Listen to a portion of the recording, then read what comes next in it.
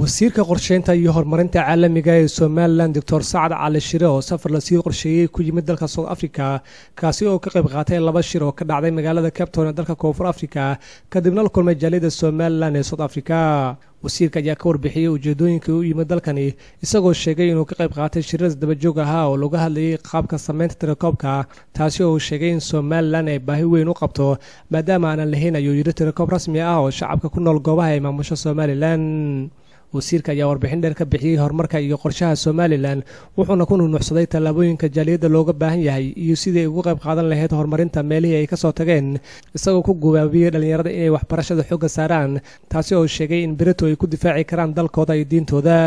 halkan waxaan inaan ka qayb galo laba shirka ugu horeeyay waxa qaban qaabiyay qolada la yiraahdo Africa Symposium on Statistical Development waa shirkoodii toddobaad buu ahaa sanadkan waxa aad iyo aad culayska loo saaray amba focusku wuxuu ahaa civil registration waxa la yiraahdo amba sidii loo diiwaan gelin lahaa dhalashada dhimashada guurka furitaanka waxyaabaha la xiriira waxa kaloo ina runtii laga hadlay sidii loo sameyn lahaa census 10 sanadoodba mar ayaa census la sameeyaa marka shirkan wuxuu la xiriiray shir 2000 sanadkii 2000 la sameeyay oo marka lagu talagalay wadamada Afrika oo dhami ay wada sameeyaan census ayaa guud jaaliyada Somaliland ee South Africa Maxamuud Suudaan ayaa isagana dhankooda warbixin ka siiyay wasiirka qorsheynta isagoo miiska saaray wax walba ay shacabka Somaliland ugu baahan yihiin madaxdooda isla markaana ka codsaday in si degdeg ah loogu jawaabo baahidooda waxa aad iyo aad runtii aad moodaan inuu ugu yar liito ama aan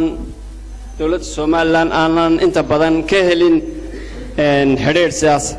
inkastoo aanu la xiriirnay diaspora agency xafiiskeeda waxyaabo badan aanu ka wada hadalnay oo ay maaragtay u baahan tahay sidii maaragtay dadka iyo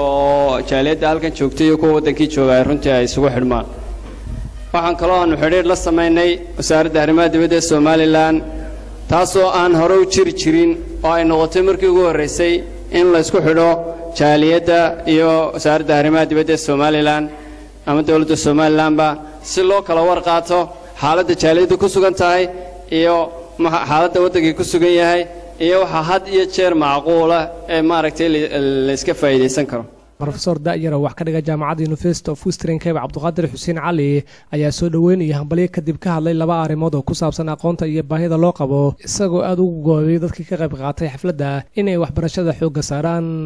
ugu dambeyn dadkii ka qayb qaatay xafladii soo dhaweynta iyo sugutinta wasiirka qorsheynta iyo horumarinta Somaliland oo aan wareysanay ayaa ii sheegay in aad ugu faraxsan yihiin inay arkaan guddi heer wasiir isla markaana ay ii sheegeen inay tahay markii ugu horeysay ee dalkani kula kulmaan madax ka socota Somaliland Maxamed Musa Nuur Universal TV South Africa